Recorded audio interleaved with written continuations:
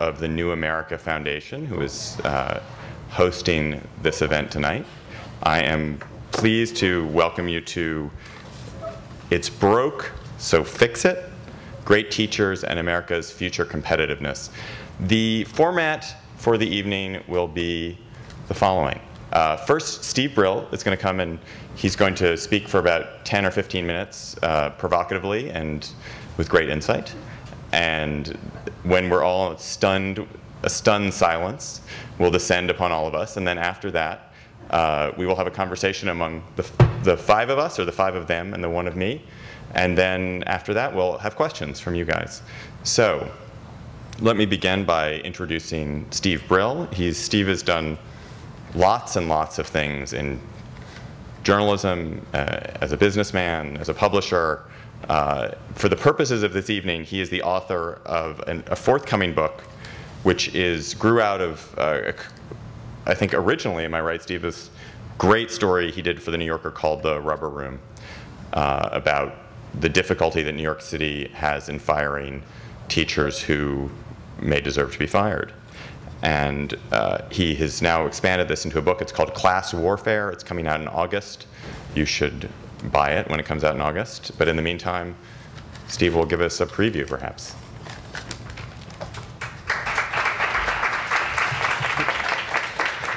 Thank you, David. There's something different that distinguishes me from everybody else on the panel. I'm not an expert. These people have been working in this field for years, and I basically parachuted in as a journalist about 2 years ago.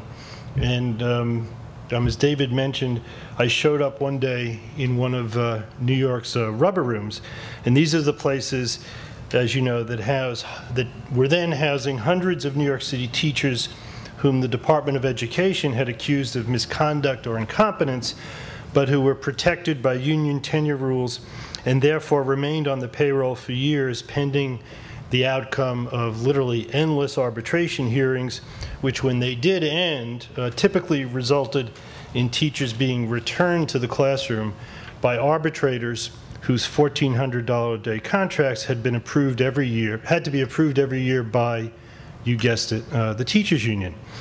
So the minute I saw these people sleeping or playing board games or chatting, or in the case of one cheerful $85,000 a year former middle school teacher lounging on a beach chair that she had brought from home, the story seemed kind of obvious to me. As schools chancellor Joel Klein and his staff had argued, the rubber room was a symbol of a system gone haywire. However, there actually seemed to be another side. The union had maintained that the rubber room teachers were victims, and New York Public Radio Station, WNYC, had actually broadcast a report in which several of these rubber room teachers were interviewed and complained about how they were being persecuted for being whistleblowers who had revealed misdeeds by Joel Klein and other people in the City Department of Education. Now, I often tell students in a journalism seminar that I teach that being fair about presenting all points of view doesn't mean that they should even-handedly present alternative versions of what I'll call knowable reality. Their job as reporters is to find facts and present their best, fairest version of reality. For example, if someone claims that he drove off a highway one morning because it was snowing, but the police claim that it was actually sunny and 75 degrees, maybe you should quote them both, but you should also check what the official weather logs say. So WNYC instead only presented the 2 points of view. The cities, that these were awful teachers, and the unions, that these were wonderful teachers who'd been targeted. I took a different approach, and it's the different approach that I took in the broader research that I did for the book. In the case of the rubber room teachers, there were thousands and thousands of pages of testimony offered by both sides in these arbitration hearings. And if you read it, you could develop, I think, an objective point of view on whether the charges of incompetence made sense. So let's take an example. Would you want someone teaching your kids if her lawyer spent almost half a day contesting the evidence of whether she actually ever had custody of her teacher's manual, which was her sole defense to the charge that she hadn't prepared lesson plans, graded papers, or set up her classroom properly? Or would you want your son or daughter being taught by a teacher whose defense for appointing the biggest kid in her 5th grade class as the enforcer in order to keep the other kids in line was that she was teaching the children self-governance? So what I concluded was that there might be a few of the 800 teachers who were in the rubber room who had been put there unfairly, but by and large, the city was right. Now, similarly, the debate over charter schools, I found, is filled with rhetoric about their merits and about whether being freed from a union, from the union contract, as most charters are, really matters. Here, facts counted too. For example, teachers union leader Randy Weingarten, with whom I spent hours and hours while doing this book, brags about how the charter school that she runs is unionized, but is a raging success.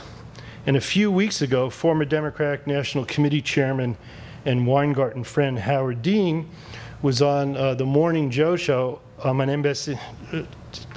MSNBC saying exactly the same thing, that this charter school was a big success. The fact is that this teachers union-run charter school in Brooklyn, with only 28% of its students being tested proficient in math and 34% in English, got an F in student performance and student progress for the latest school year in the annual report that the city now issues for all schools. Sitting in successful charter schools, such as the ones that Eva Moskowitz runs, and then sitting also the same day or the next day in the failing public schools in the same communities, or in Eva's case, the same building, help you cut through all the rhetoric too. And it made those test score differences completely understandable. I sat with supervisors in non-union charter schools as they spent most of every day observing their teachers and giving them much appreciated feedback on important things and even not so important things. Then I watched the assistant principals in the public schools mostly stay in their offices, fearing that they would be accused by the union of harassment if they observed and coached too much. Reading the 100-page union contracts in force across the country pierced the union's claim that these are standard agreements only meant to provide decent working conditions and fair treatment. In fact, for journalists like me, they turned out to be treasure troves of small print clauses that make a mockery of the notion that public education's priority is to nourish children rather than protect the adults. For example, there's the contract in New York City that specifies the workday down to the half minute, and that doesn't allow principals to comment on the format of a teacher's lesson plan. Or there are the contracts in Wisconsin that pay teachers to attend both the state and regional union conventions. The kumbaya feeling that you get watching union leaders sit on panels with reformers like Eva and calmly discuss their joint mission to do what's best for children fades when you read the over-the-top lawsuits they have filed, and there is some pending, very importantly, right now in the city, that they have filed to block reforms and block the education of children in the most needy communities. And it fades also when you cull through the financial records that they have to file and see that they continue to sponsor the politicians who take the most hardline anti-reform positions and punish those who stray and support even the mild reforms that they claim to support. And when you hear the soft-spoken and highly regarded education historian and former reformer turned anti-reformer, Diane Ravitch, speak, you sit there and you get the sense that finally there is a sincere other side of these issues. But that evaporates when you read her anti-reform book, and when you read it again, and you read it again, and you see that there's no there there. That what she presents is no alternative path, nothing at all. So I've now spent 2 years doing that kind of reporting. I've worked my way through the fog of claims that give new meaning to the notion that if you repeat something over and over again that is plainly untrue, it starts to seem true, or at least can become part of the debate. For example, there's the refrain from the deniers, including Ravitch, that charter schools skim only the best in a community, when in fact, students are admitted by lottery and include the same ratio of learning disabled students as the traditional public schools. Those are the facts. I've read all the white papers now and all the commission reports. I've learned all the policy wonk acronyms. I've logged hours with everyone from teacher trainees to the Secretary of Education to Weingarten and to Ravitch. Yet after all of that, I have to tell you that it seems as uncomplicated as it did when I saw my first rubber roomer with his head resting on a card table. And I mean no disrespect to the dedicated people who are experts in education reform, but for me, the problem and the solutions still seem as undebatable as the practice of paying that guy to sleep for 3 or 4 years. There are just too many knowable facts to make the basic issues debatable.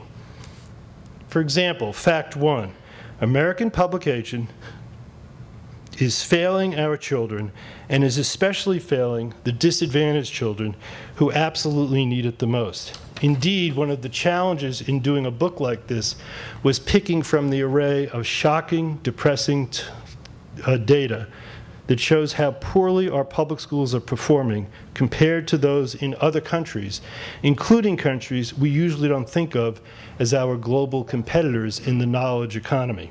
Fact 2, this is not about money. We spend more per student than those other countries for our lab, and while we kept increasing our spending, we have not improved our performance. Moreover, the charter schools that I found that do produce great results actually spend less per student than public schools in the same communities. Fact number 3, this is not about class size as much as it is about who is in front of the class. We've consistently lowered class size in America with no growth in student performance, but with explosive growth in teachers' union dues collections. And the charter schools that work the best typically have the same size or larger classes than their traditional public schools.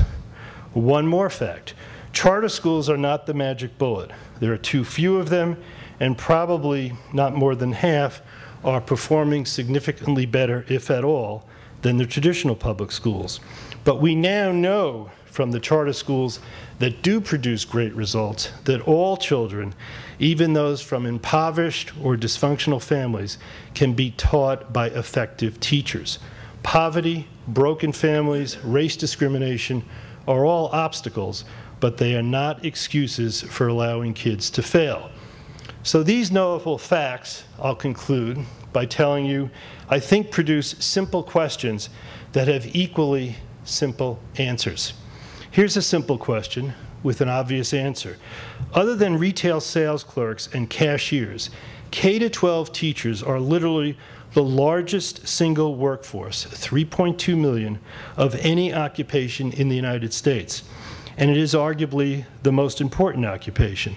So can there really be a debate about whether their performance should be measured and acted on so that what they do best can be studied and taught to others, so that the best ones could be advanced and become mentors, and indeed so that the worst ones can be ushered out of the classroom? Simple question number 2.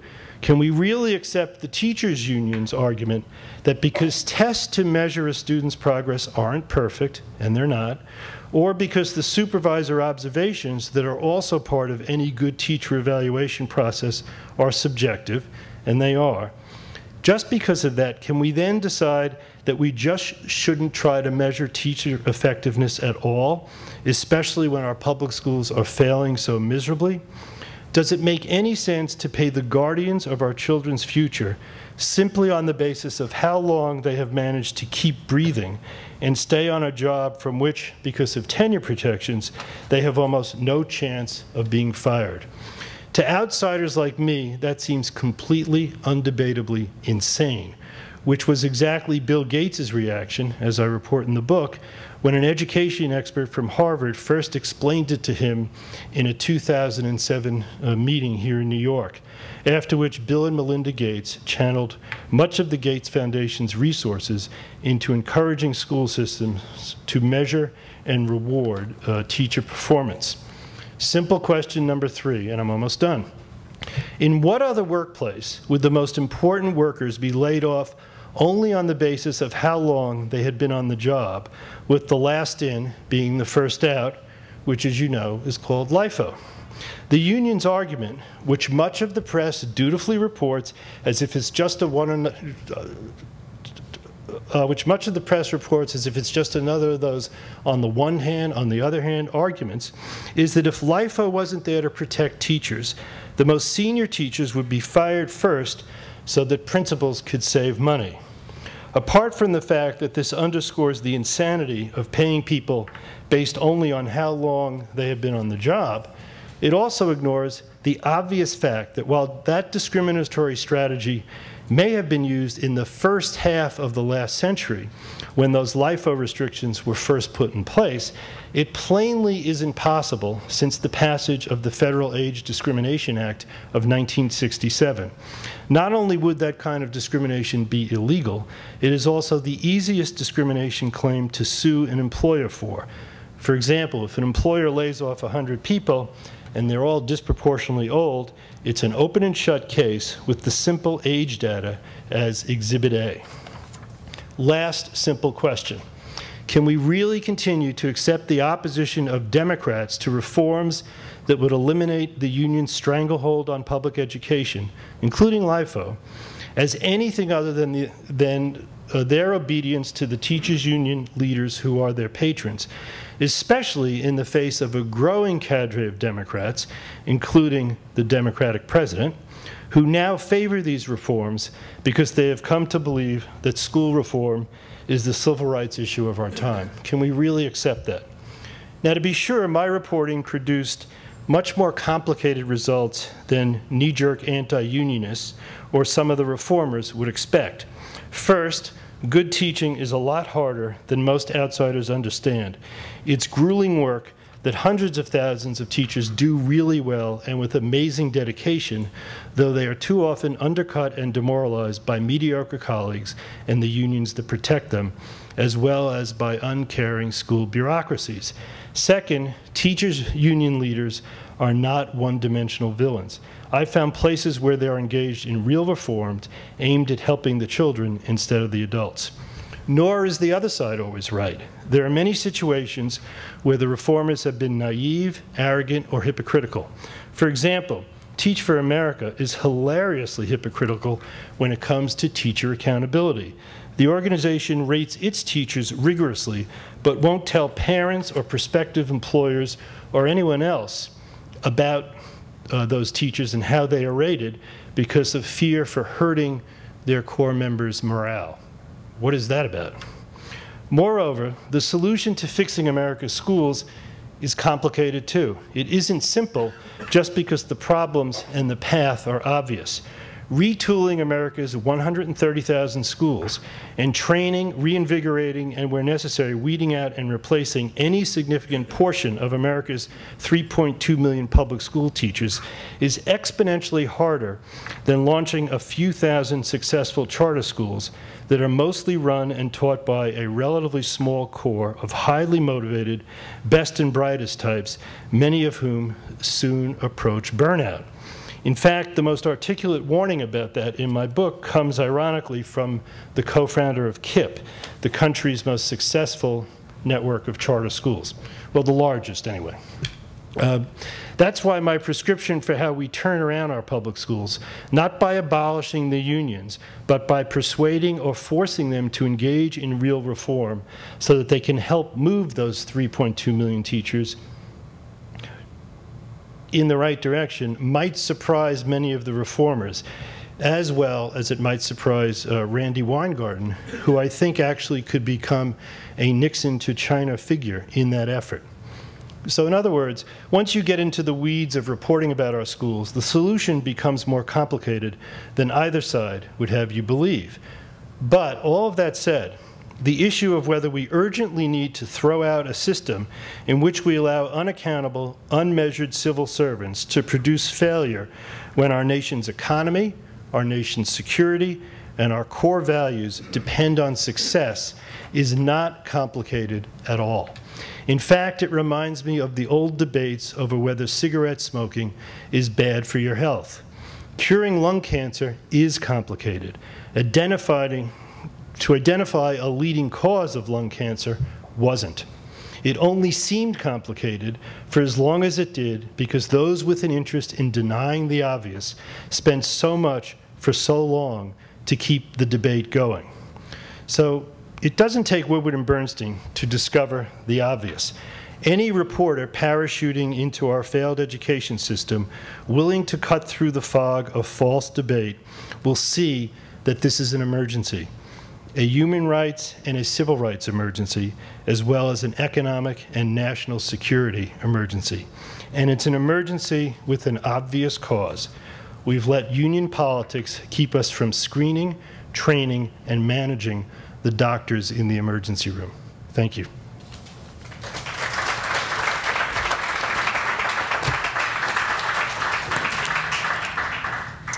Thank you, Steve. So I'm going to first start by introducing everyone, and then we'll go from there. So starting to my left, Lisa Guernsey. Lisa is the director of the Early Education Program at New America Foundation, and she's the author of Into the Minds of Babes or Babies? Babes. It's a book about young kids and the media. And to Steve's left is Eva Moskowitz. Eva is the CEO of the Success Charter Network, which is a not-for-profit that runs 7 charter schools here in New York City. Is about to run 9 unless a lawsuit shuts them down, which Eva will perhaps tell us about. To Eva's left is Tim Daly. Tim is the president of the New Teachers Project, which is a nonprofit that works with urban school districts on teacher effectiveness. And then over there, we have Megan Irwin. She's the National Expansion Director of Stand for Children, which is a K-12 advocacy group that does public policy work for states, school districts on education. So, Megan, let's start with you. So, is your mic on? Okay. Yes, it is. Is the problem that Steve defines, is this a national problem across all schools, or is it confined to urban school districts with largely minority populations? No, I think it's absolutely a problem across almost every school district in every state. Now, I don't have experience working in every state, but I have experience working on the public policy issues that you described in 9 states, and have found that while it sometimes seems more urgent in an urban environment because there are more kids who are being more failed in an urban environment, there are similar problems across our rural school districts and our suburban ones. And then shifting the rural culture can often be much more difficult because the school district is the biggest employer in the entire county. Tim, now, I'm just going to quickly run through everybody to talk briefly about Steve's, and then we'll have more conversational. One thing when we were having an email exchange before this that you mentioned, which Steve's talk brings up, is this the way in which unions have become, I don't know what the right word is, a whipping boy. I mean, unions have really are getting hit hard from traditional allies on the left as well as Republicans. Can school reform continue with unions as an enemy, or do unions have to be involved in this process in a kind of friendly, let's all come together way? I don't know if it'll be a friendly let's all come together way, but this kind of simmering discontent is not a news story. I think as long as I've been in education, there has been this undercurrent of tension between unions and the Democratic Party, and as a former office holder, Eva could probably expound upon that. But it's something that we heard about a lot, but it was always discussed behind closed doors but before the last couple of years. I do think that just as it's becoming more apparent that these tensions exist, I think the unions are already trying to figure out how to adapt to them, and I bet that's something that Steve found in his reporting, that while these are enormous organizations, some of the biggest membership organizations in the country, and they cannot turn on a dime, I think you've seen evidence in the last couple of years that they're reconsidering things, and that's especially happening because folks that have been longtime allies of theirs, I think, are starting to push. And Eva, you can talk about your lawsuit if that's top of mind for you. But I think one question that we're going to come back to again and again in this conversation is, what in the charter model can be scaled and what cannot? What is it that you guys are doing at your schools or at KIPP schools or at other successful charter schools is there that can be applied to schools everywhere, or at least lots and lots of schools? And what is it that is contingent on personalities or small size or a core of teachers?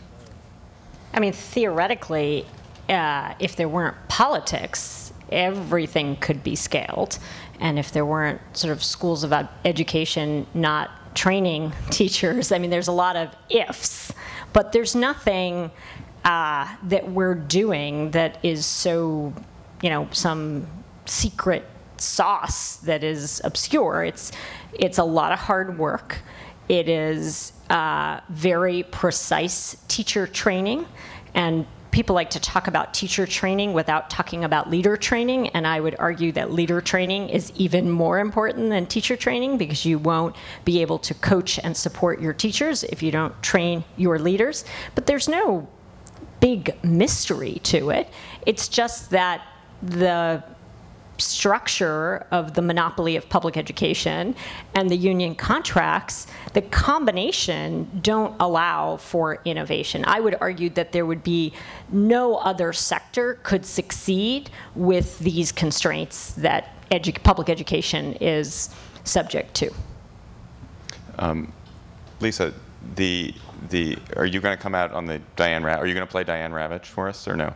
I don't think I am, actually, but what I want to do is maybe uncouple a couple of things. So I think that Steve's comments they really do kind of make a very strong case for the last in, first out policies and how kind of damaging they can be, and that last hired, first fired has got to go. That actually hurts in the early childhood teaching workforce. Those policies hurt in terms of kindergarten, first, second grade teachers, and I can explain why later if we want to get into that. But I think that there is a right for us to kind of think about the union question in a larger way and uncouple that from these particular policies. And I say that because I'm coming from a right to work state in Virginia where unions are really quite weak, and yet we still have lots of failing schools. So it's not the only thing to be fixing here. So we needed to get to a place where we kind of get past the last hired, first fired, and then move on, because there's so much more work to do on so many more levels to improve what our teachers do in the classroom. Are there states where there's no LIFO, Megan? In theory. So Arizona is a good example of a right-to-work state that doesn't have tenure, but in the absence of any kind of a robust evaluation tool for evaluating teachers at the state or district level, when they make cuts because of budget cuts, they just fire the most junior teachers because it's the easiest thing to do. So it's a right-to-work state. There's no LIFO rule on the book, and they don't collectively bargain, but it's just easier if you're a principal to lay off your most junior teacher in the absence of any tool to help you make that decision. Steve, you want to jump in? There are 13 states where it's actually state law. The rest, it's subject to union contracts, but the union contracts pretty much follow it. I just want to follow up on something Eva said. This is a place where we, I think, may have a disagreement. I spent a lot of time in Eva's schools, and they are the teachers who teach there and the leaders who lead there, including the leader who leads the leaders, are truly extraordinary people. And what they do is intense. I mean, when I referred to the seemingly trivial stuff, one of her assistant principals took a teacher aside just right after the class, not 2 weeks later in a memo, and said, you know, when you put the book to your face, you lost eye contact. And it's just, it's 1,000 little things like that that count.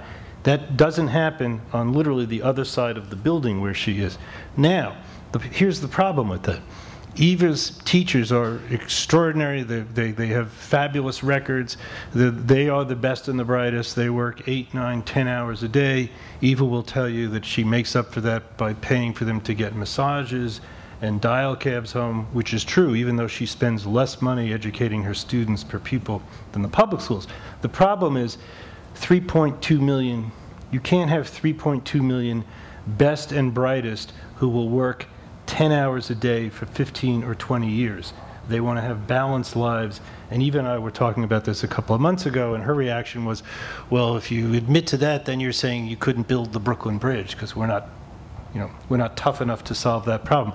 It is a big problem because to really turn around education full scale in this country, to scale it, you have to find the not extraordinary people, the not Ivy Leaguers who want to do this for 2 or 3 years and kill themselves. You have to find the well-motivated, intelligent, average teacher and bring that person up to that level. So, all right, Tim, that's right to you. So your job is training these new teachers, and I hope not just getting, I mean, Teach for America, what is it, that 20% of Ivy League students are now applying to Teach for America, and so Teach for America has no problem recruiting. How are we going to get, 300,000 a year is what we need, right? 300,000 new teachers a year. Yeah. So how do you get? Well, that's if you don't replace any of the bad ones. Right. And that's just replacing just those who naturally are sort of migrating out. Yeah. So you guys are doing thousands at a time, it looks like. We do recruit a lot of teachers, and I think what we've figured out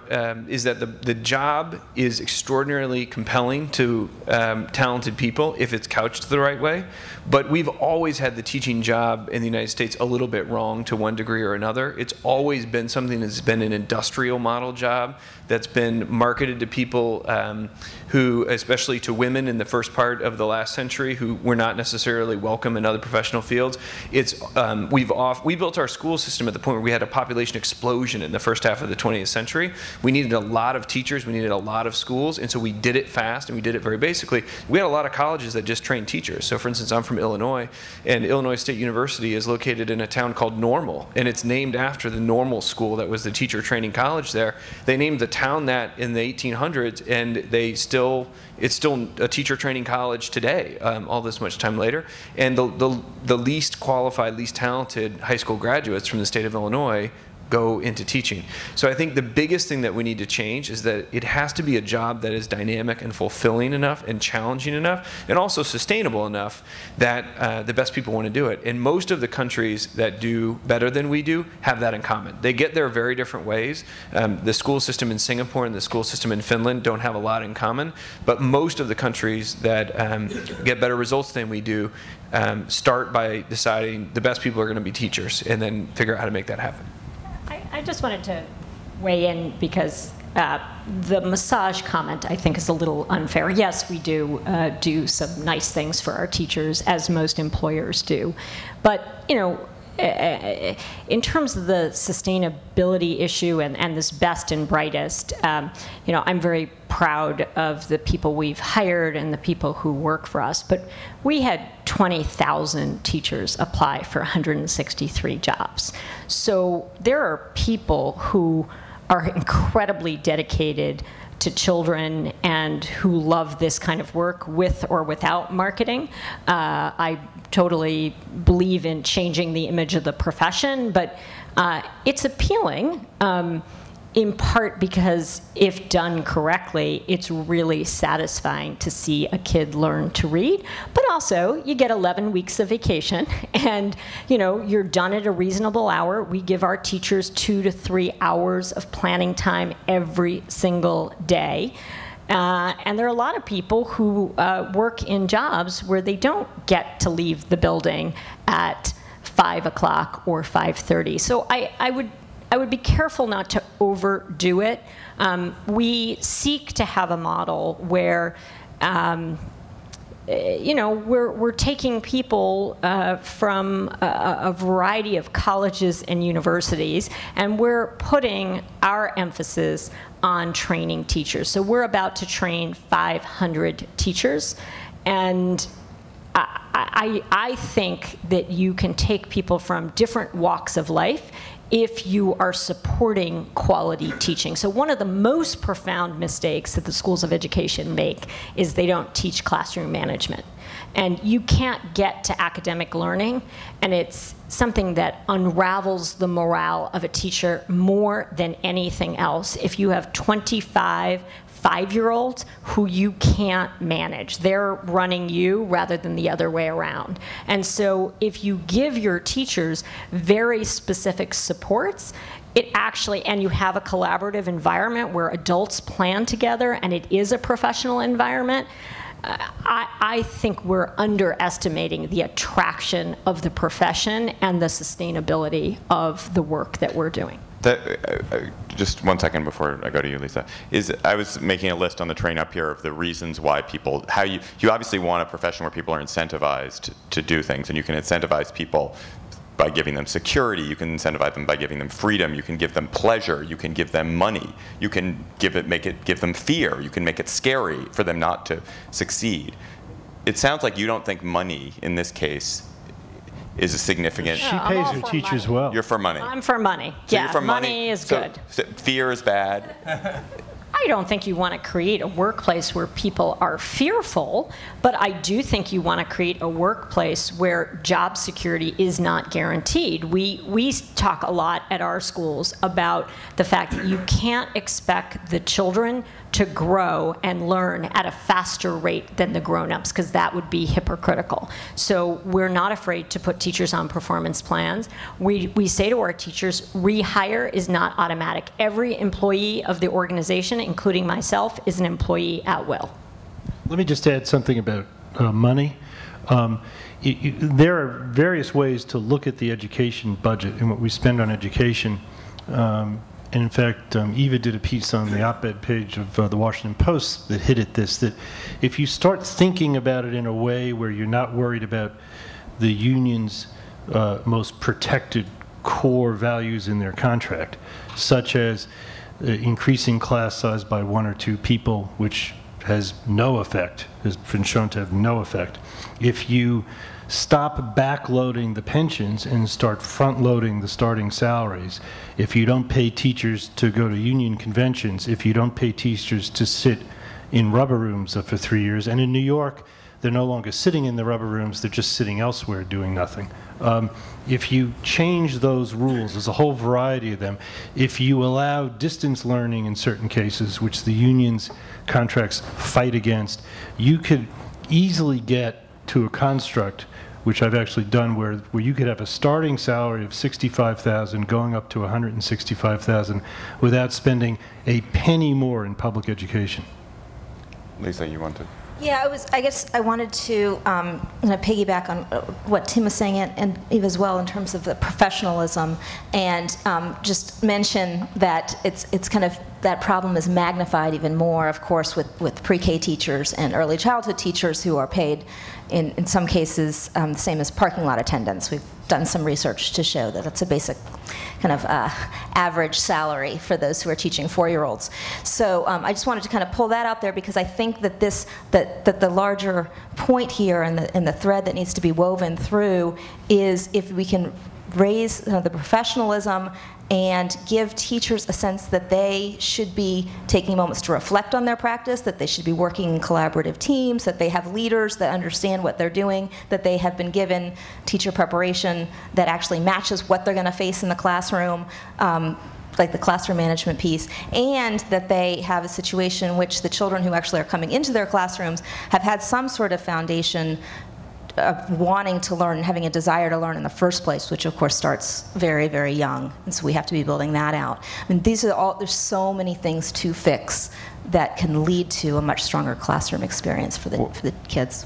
Well, I want to go to this union question. I mean, I I'm a child of lefties and a lover of unions. And one of these things that makes me uncomfortable is that you talk about union contracts, Steve, as if this is something the union writes and hands over to the United States of America and says, this is it. This is a contract. This is something that is negotiated between one organization and a governmental body, a bureaucracy.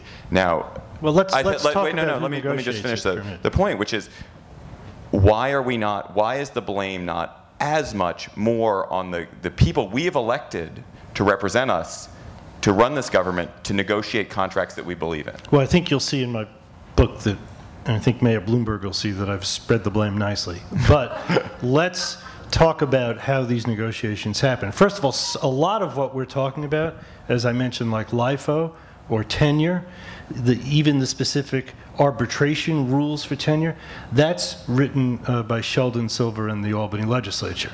In 1970, 2% of unionized workers in the United States were teachers. In 2010, it is something like 28%. If the unions are the base of the Democratic Party, the teachers' unions are the base of the base, and they call the shots. So it is not unfair to say that in many cases, in many respects, they are hiring the people that they negotiate with, particularly in urban areas where getting the Democratic nomination, as Eva will attest, is the equivalent of being elected. And if the Democratic Party decides who's going to get that nomination, whether it's for the city council or state legislature or mayor, and if those are low turnout elections, as primaries often are, and if the only people who are backing you or if the people who are backing you the most are articulate and can man phones and can take days off because they get 15 days off and can man phones on election day and hand out literature and say, you know, we're educators for silver or something like that, that has proven to be pretty powerful. So it's not, you could blame, you know, the executives at GM, Ford, and Chrysler for, you know, for caving into the unions. You know, this is a slightly different equation than that. Not that they don't deserve blame, but you can see that they weren't, you know, they weren't exactly starting from an objective point of view. They were dealing with people who were hiring them. Megan. I just think that's absolutely right. And to your question about, is this an urban problem or is it spread across? Often union contracts are negotiated at the local school board level. And often the folks that are working to elect local school board members in really small towns are the teachers union. And so are you going to negotiate against the group, your friends? And the answer is often no. You know, who turns out at a San Diego County school board election? The people who very often who the union gets to turn out, and that's why a guy named Alan Burson, who's now in charge of Customs and Border Patrol in Washington, who was the reform leader of the San Diego schools, he got kicked out because they voted out the school board members who hired him. So I think a lot of that is right, but I would give two pieces of context. One of them is that you can separate the way that we got into a bad set of rules or bad set of regulations from our inability to change them now. So for instance, some of the bad things in law or in custom predate unions. For instance, New York City has had a bad teacher evaluation system since at least the Great Depression. And it's had problems getting rid of tenured teachers since tenure was enacted, which I think was in 1917. It didn't have collective bargaining until the 60s. So these rules were put in place well before it was management and labor across the table negotiating them. While that is true, there's no reason why once... Whoa. Sorry. That's the unions. That was actually, it was a sign from the heavens. Union's not going to allow you to clean that up. The point that I was making is that when something isn't working, the fact that we don't change it when it's plainly problematic, I think is a much bigger issue. And it's more of a problem that we are not able to adapt and change course, even in the face of failure that is extended for decades, than it was a problem that these things got in there in the beginning in the first place. Tim, not to nitpick you, but the tenure rules, when they were first applied, were meant to protect teachers, and I think actually it was 1913 in New York, were meant to protect teachers from political reprisals from patronage appointments. However, they had a giant loophole. You could be fired if, in the judgment of the Board of Education, you were guilty of conduct unbecoming a teacher. That was all. They could just decide to do it. Then when the Taylor Law was enacted, which is when, Eva, 1967? I thought it was 70. The Taylor Law put in the arbitration process that I'm, that I'm describing, which was a union-lobbied piece of legislation. It made sense at the time because it was correcting an abuse. In fact, it must be said that everything we're talking about the teachers' unions, is rooted in how teachers were abused and exploited in the 40s, 50s, and 60s. Right. I agree with what you're saying. My point is just that people complained about tenure and said it was impossible to fire teachers, even in the 30s, which was well before the Taylor Law. So it's not, I'm not saying that these things aren't problems. I'm just saying that the mythology and the folklore of these things would lead us to believe that none of this existed before collective bargaining existed, and I think it goes back further. That does not diminish the degree to which LIFO or contractual provisions are problematic today. I just also wanted to say you're not the only lefty. My grandmother was a UFT delegate. I come from a labor family. I went to socialist camp as a kid. I mean, you know what I'm saying?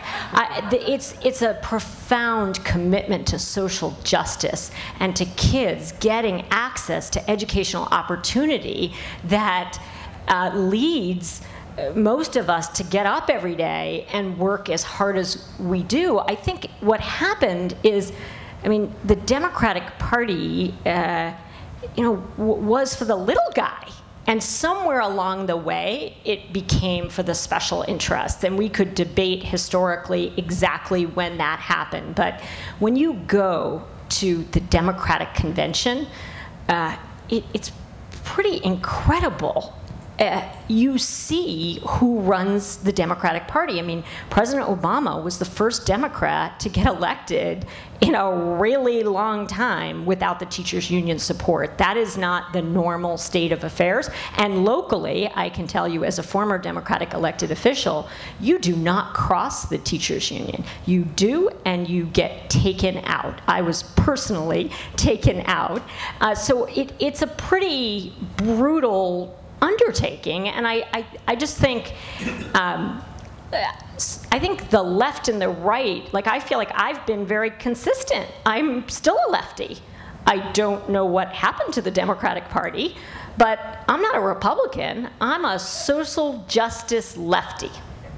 And there's one other thing that needs to be stressed is we're talking, at least I'm talking about the union, not about teachers. If you talk to teachers in classrooms, I would say it's probably fair to say most of the sort of ground level teachers I interviewed were embarrassed by the union. Most of them, unless they're sort of on in years, are certainly embarrassed by LIFO. I think LIFO is actually the best thing to happen to the school reform movement, the fact that it's so visible, because it is just so completely indefensible. Randy Weingarten just has trouble keeping a straight face talking about it, because it's sort of like apartheid. You know which way that is trending. It is, whether it's this year, next year, it is going away. And I interviewed lots of teachers, members of the union, who said, "Yeah, that's ridiculous. We can't defend that." Let's. Go ahead. Question, actually. I was just curious then, if we get rid of it, then the next stage for me is how do we help principals and give them the tools they need to feel like they can fire a teacher who's not working out, or really develop a teacher who needs some support? Well, Eva's the expert on all that, but what I'll tell you is if they just look at the math behind layoffs, even the massive layoffs that are threatened in New York, it's such a small percentage of teachers. You could ask any principal at any school in this town or any other town, who are your 3% or 5% least effective teachers, and they could tell you like that. And in fact, they probably now have even gotten unsatisfactory ratings. So that part wouldn't be hard. The hard part is the second part of your question, which is elevating everybody else. We're just going to have one last quick discussion, and then we're going to hear from you guys. So we talked about the unions, we talked about the need to get rid of LIFO. I want to go to the question of sort of testing and evaluation. Are any of you satisfied with the mechanisms that exist now to evaluate teachers in public schools? And if so, why? And if not, what would you do to fix it? Let's start, Megan, with you. I think the shift toward looking at value-added testing is a good place to start. I don't think that we have sufficient testing tools in this country. I don't think that's a reason not to use performance as a measure of how you evaluate a teacher. I do think that we have a lot of work to do when it comes to improving our evaluation tools. The systems aren't adequate. They're mostly horrible and infantilizing. They bore teachers and waste the time of administrators, and that's been true for a long time. I think they're going to get much better because they'll be multifaceted. It'll be part observation, but it will also be other things like input from kids. The one thing I'll say about the use of test scores to evaluate teachers is that, as Steve said, the tests are not perfect. But the biggest flaw that the tests have is not that they're too hard. It's that they're too easy. So when someone says, you can't evaluate me based on whether or not my students show improvement on tests that test very low-level skills, the shame in it is that we're not able to get our kids to master what are fairly elementary tasks. And if the problem was that the tests set the bar too high, I would be more sympathetic. But when I was teaching, I was not inclined to believe that if my students could not do low-level tasks, that somehow if the tests were more difficult, that they would shine on those. And I think sometimes we use tests as too much of a boogeyman, because if you see the questions on those tests, if you're a parent and you look at those questions and say, it's okay with me if at the end of a year in this classroom my kids can't do that, then you're looking at this totally different than I am. Eva.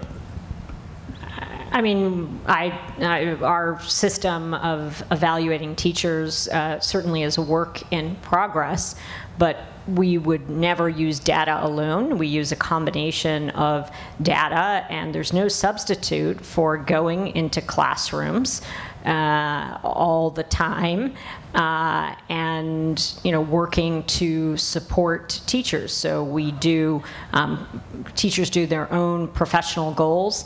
We do mid-year reviews. We sometimes put teachers on performance plans. And our goal is to retain as many of our highly effective teachers as possible and to make sure that teachers are highly effective. And so,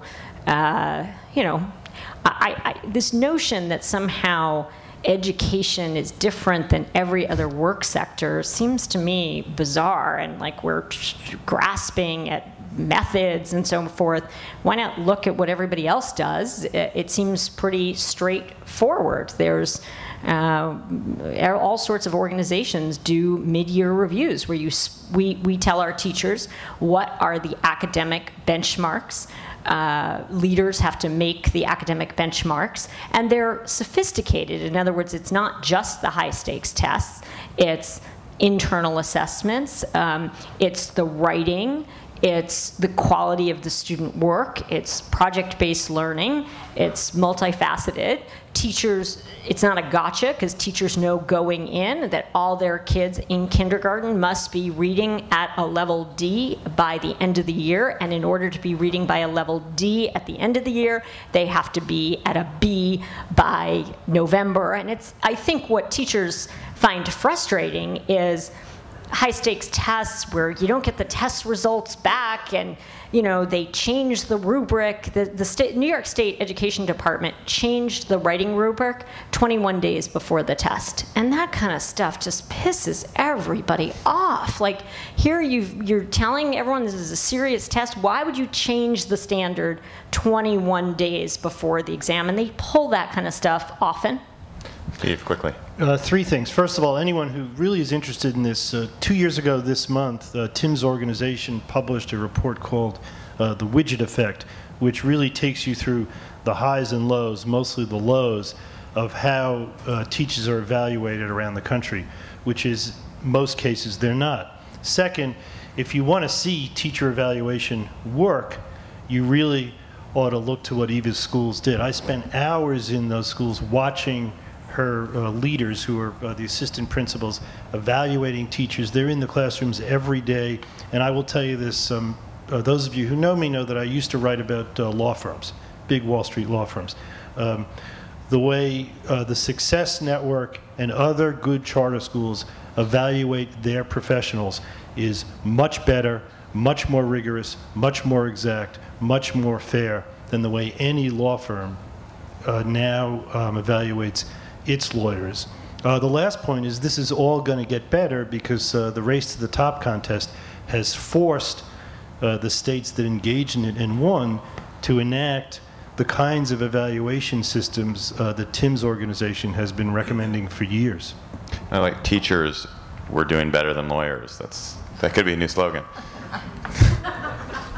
They're being evaluated more fairly. I'm kidding. And by the way, I'm just joking. By the way, Eva's right about one other thing. It's the only case where just because it's not perfect, the union says, well, then let's not do it. I mean, Randy Weingarten has this wonderful Abbott and Costello routine where first she says the tests aren't fair. They're, someone can have a bad day. Well, first of all, the tests are totally consistent, teachers across the progress of many, many students. But she says, the tests are unfair. You need something subjective. You need the principles. Then you say, okay, what about principal observation? Well, they're subjective, so therefore they won't be fair. So I would like to propose a new possibility, which is something that I think comes out of the early childhood community and could perhaps be a model for K-12 as well, which is this system called the Classroom Assessment Scoring System that was developed by Bob Pianta at the University of Virginia. He's the dean of the ed school there. And it's definitely not the end-all be-all. There's other tools as well. But what it does is, and it's used in Head Starts around the country, and pretty much 1,600 of all 1,600 of the Head Starts out there, as well as many kindergarten classrooms. And it brings a third-party observer in who has a very specific rubric to look at the interactions between teacher and child over not just a minute or two, not just a walk in and observe for a second, but over an hour or more. And then and this is something that's actually been validated and has research behind it that shows that those kinds of scores are very much connected to the way children do on literacy and math tests and their outcomes later. So it's something that's changing the way teachers do what they do in these classrooms because they're looking at their scores and they're saying, oh, I didn't do such a good job of interacting with that child in that moment. What can I do? What should I be asking them to get more of a reaction from them, et cetera. So it uses a lot of coaching as well. But I think that this is the kind of thing that can be quite useful in these conversations in the K-12 world as well. All right, let's go to some questions from folks out here. And it's very hard for me to see, so raise your hand loudly. Yes, sir, right here. There's a mic. Sorry. There we go. Great discussion. So much to unpack here. So many more questions to address, and thank you all for getting started on that. I happen to be a teacher in training, so my ears perked up when Ms. Moskowitz mentioned something about a specific kind of teacher training. And I'd love to know what you mean by that. I mean, what do you have in mind? Sure. So we are starting something called T School after B School. And this summer we're bringing 500 teachers through. Last summer we offered 194 courses on everything from classroom management to how to teach a read aloud and how to identify the main idea of 25 different books so that your first 25 read alouds you would get coached through. So and the way we believe in training teachers, there's a limited amount of time in a sort of lecture hall. So if we were training you, for example, you're a first grade teacher and your first 25 read alouds, we're going to read those books together in a graduate lit-like seminar, except the books are for munchkins. And then you're going to actually teach kids, and we're going to coach you in real time. So often our teachers wear earpieces, and I will be in the back of the room, or one of our principals will be in the back of the room, and we will give you advice. So for example, we find that if teachers are asking fact recall questions rather than higher order thinking questions, you get what you pay for. And if you don't ask high-level questions, you'll get low-level answers, and you might think the kids aren't really that smart. But if you ask them really smart questions, you'll get really smart answers. And training teachers with kids is really important. You can't learn tennis unless you're on the court. You got to hit a certain number of balls, and so we're big believers in practice, practice, practice with leader feedback. Yes, sir. Right, yeah.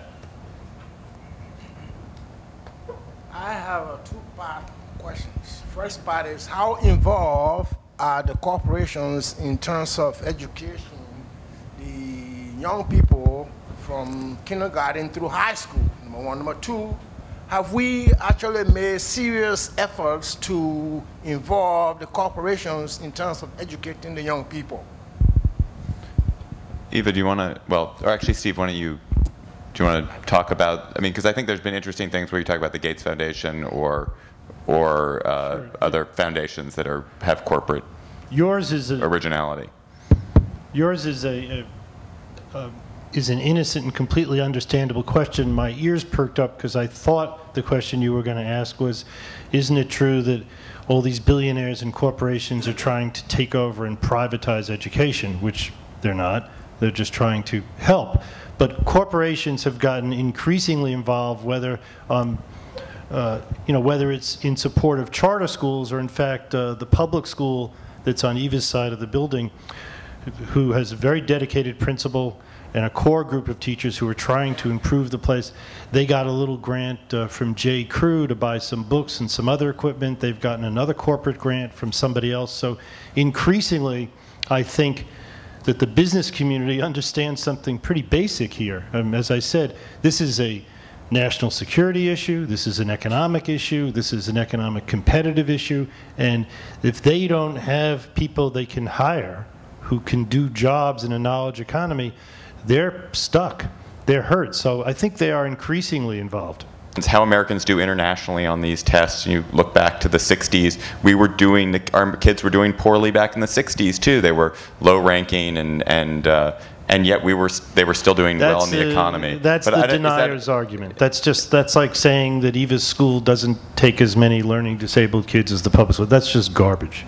So in fact, cigarette smoking actually is dangerous to your health. No, but so when they say that we were doing poorly on standardized tests in the 60s, not nearly as poorly as we're doing now, and not even poorly in most of those tests. That's just nonsense. It is a very misleading argument, and it's misleading partly because we have stagnated. So we've stayed in the same place in terms of high school graduation rate and college completion rate, despite the fact that we're the wealthiest country on earth and we've been investing all of this money in it. So that's an enormous failure on our part. The rest of the countries in the world are not remotely like they were in the 60s. And South Korea and Singapore and China and India and all these other places have transformed themselves in that period of time. So when people make that argument, what they're usually saying is we're just as good as we were in the 60s, which is pretty pathetic given the timeline. How many of you dream of a country whose children are achieving almost as well as Slovenia?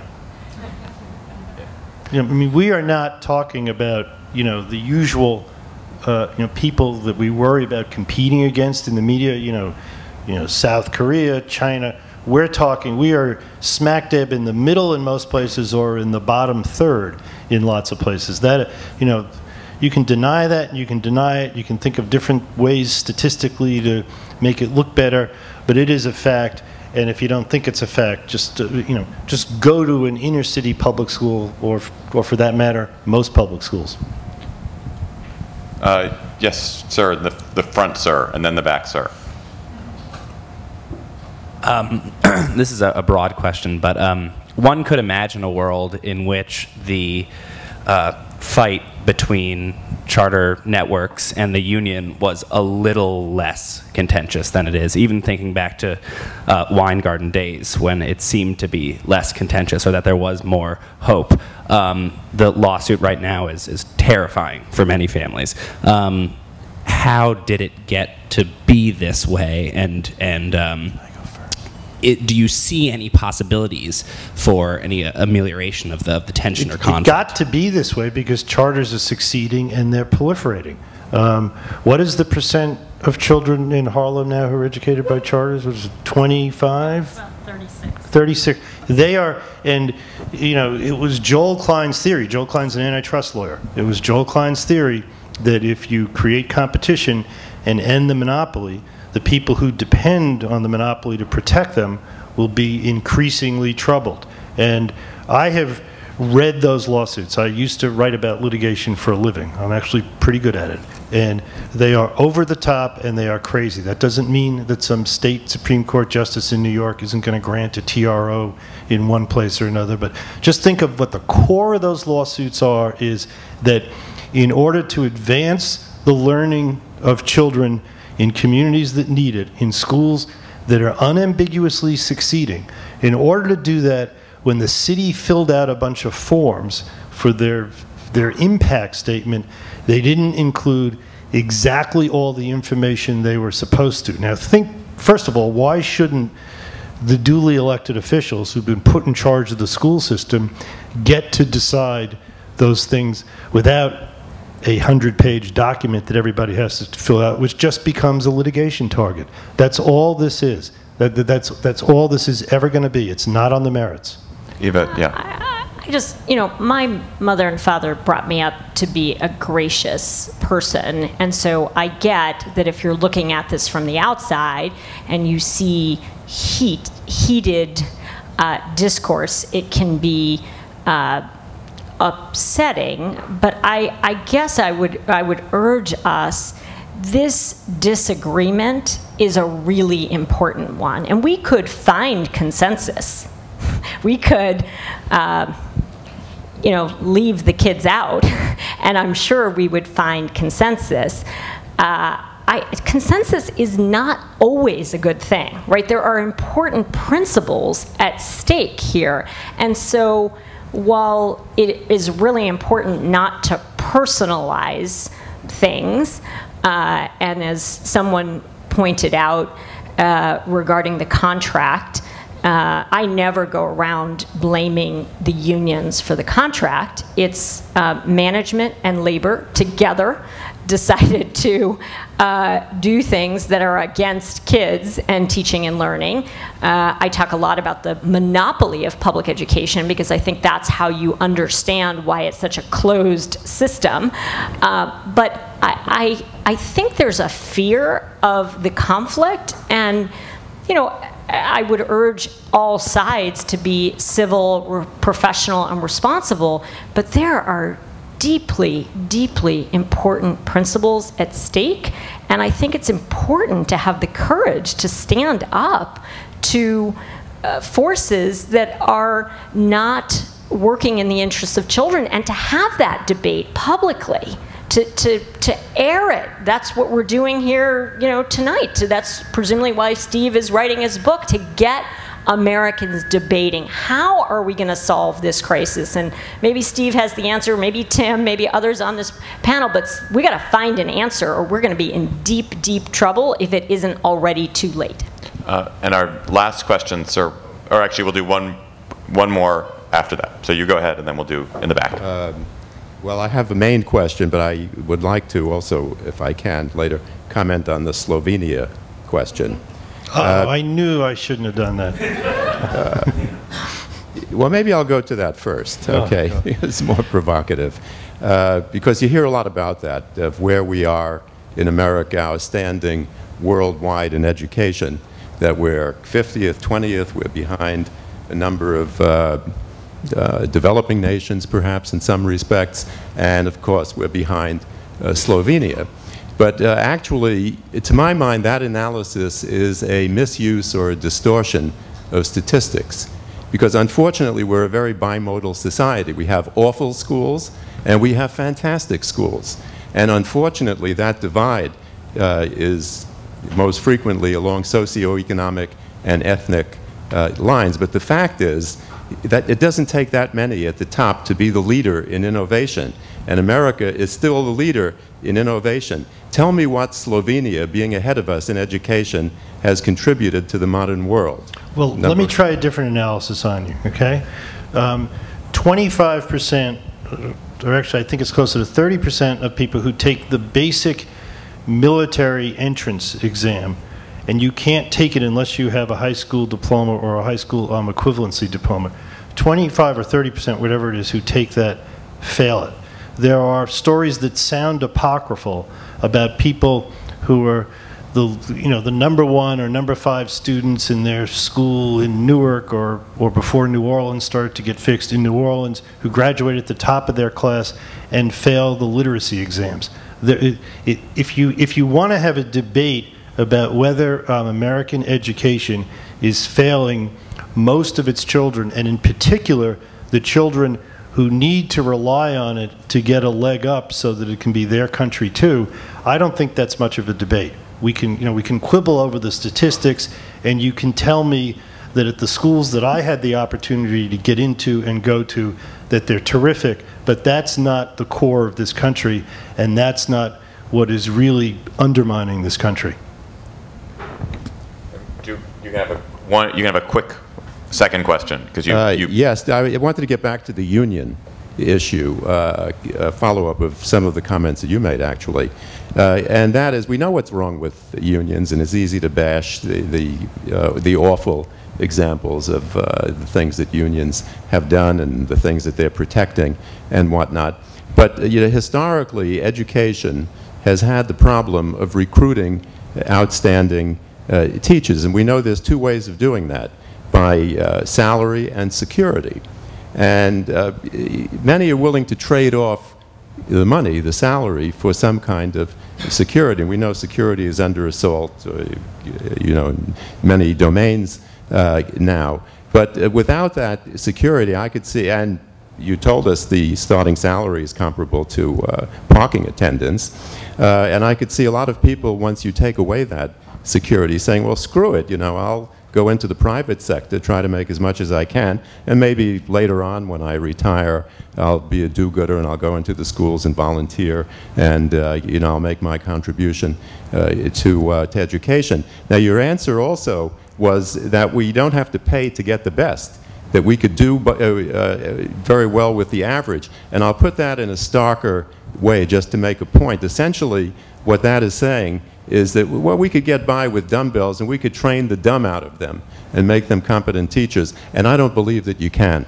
My answer actually was quite the opposite. My answer was that if we change the way we pay teachers and the way we spend education money, we could pay teachers much higher starting salaries, and if we awarded teachers salaries and bonuses based on their performance, you would lure people who are less concerned about security and more confident in their performance. That to me is the fundamental issue. We want to have people going into teaching who are so sure that they're going to do well, that they're less worried about security and more interested in how fast they can get promoted, what kinds of bonuses they get. Eva has people at her school who teach for a year or 2 or 3 and then are moved up to leadership positions and are soon making lots of money. And I think you may have misheard. I thought I said money is good. I think we don't believe in lifetime security for anyone. We believe in performance. And I think when teachers and leaders are confident that there is a fair, thoughtful system, and where they are invested in as professionals, that the security is really much more important when you've got this crazy system where you don't have leaders and teachers who are on the same team. I think the fundamental framework of schools, we opened as a non-union school, and we think you should have both kinds, and you should see,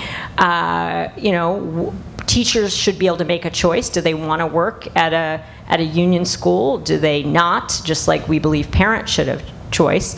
we thought it was important to try the experiment. What happens? Imagine what would happen if labor and management were on the same team. What would that look like when teaching and learning is driving the relationship, and there's a level of trust that leaders are there to really improve the craft of teaching and make it easier for teaching. As Steve said, it's an incredibly demanding, difficult job that can be demoralizing and emotionally exhausting. How do we support teachers at the highest level so that they can be extraordinarily successful?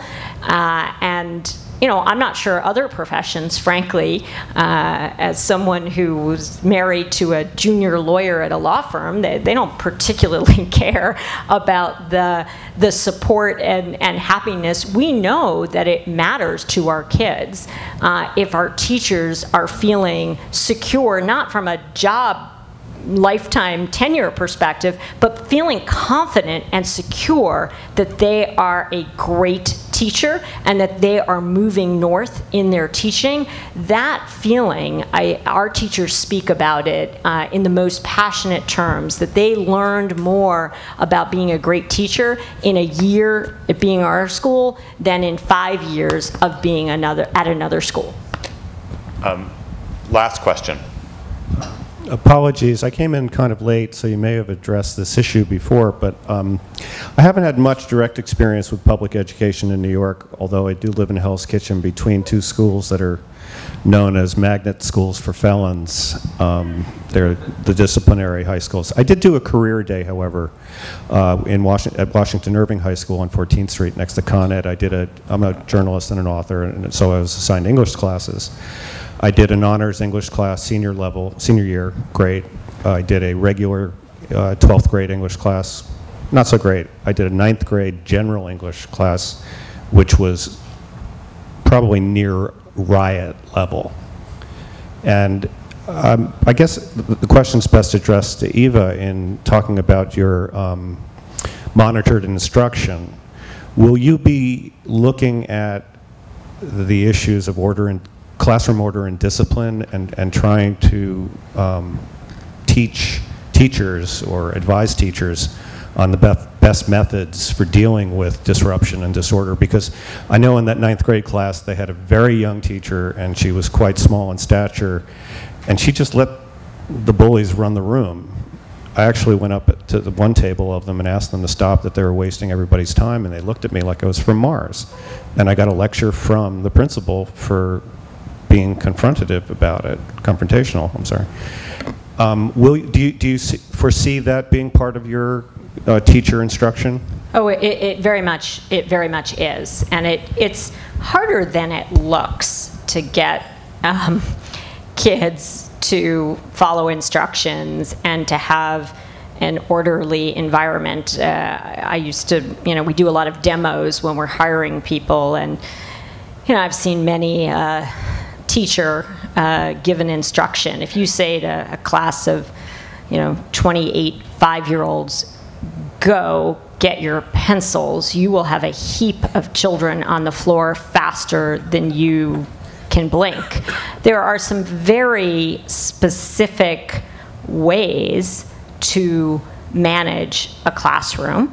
There are very specific ways of establishing your authority in the classroom. We spend a lot of time with our teachers on what it looks like when you have existential angst about who is in charge of the classroom. That's not a very good move to make, and yet it's hard if you're inexperienced.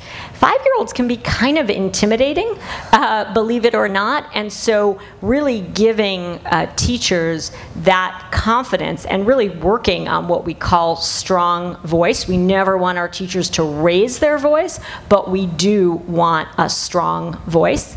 And so there's enormous amount of work that goes on for weeks. Steve has come to our faculty training. The teachers in the New York City school system this year came to work on a Tuesday and their kids came Wednesday. So they had one day to get ready for their teachers. That's in the contract. Our teachers came 4 weeks before the kids came, and we have a total of 8 weeks of training every single year. And that's for returning teachers, where we teach, we practice classroom management. And there are teachers in our network where we do what are called intervisitations, who are highly, highly skilled at managing a classroom. And you can be sort of an A++ in management, or you can be a B. And so we will take our teachers to see that third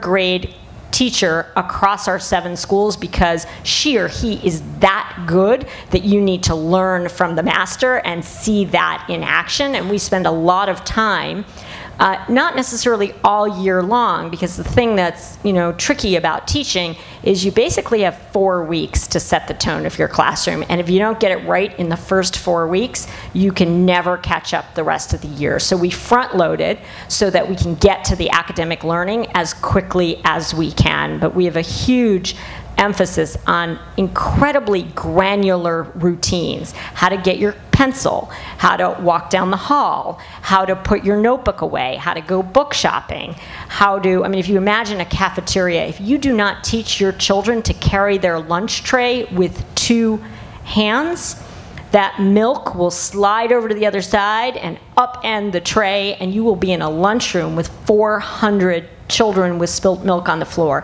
So it's a matter of survival to get the classroom management, and we owe it to our teachers, particularly since the schools of ed aren't teaching it, to teach our teachers. It would be like hiring someone at a job and not giving them a desk and a pen and a phone if you do not teach your teachers how to manage. I must have not taken that milk thing class. Thank you all very much. We're going to have some cocktails now. I hope some of our speakers will be able to stay and booze it up. And thank you all for coming, and thank you very much to our excellent panelists.